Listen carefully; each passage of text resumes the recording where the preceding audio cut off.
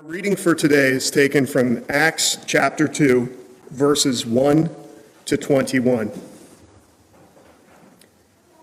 When the day of Pentecost came, they were all together in one place.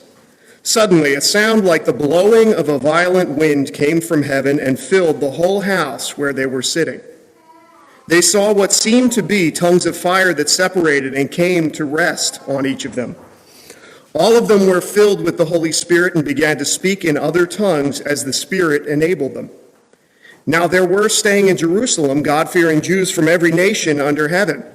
When they heard this sound, a crowd came together in bewilderment because each one heard their own language being spoken. Utterly amazed, they asked, "Aren't all these who are speaking Galileans?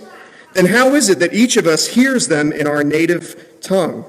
Parthians, Medes, and Elamites, residents of Mesopotamia, Judea and Cappadocia, Pontus and Asia, Phrygia and Pamphylia, Egypt and the parts of Libya near Cyrene, visitors from Rome, both Jews and converts to Judaism, Cretans and Arabs.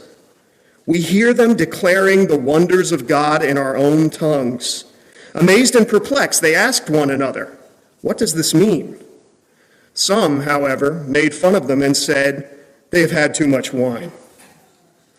Then Peter stood up with the 11, raised his voice, and addressed the crowd.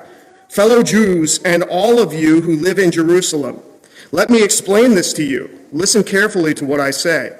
These people are not drunk, as you suppose. It is only 9 a.m. No, this is what was spoken by the prophet Joel. In the last days, God says, I will pour out my Spirit on all people.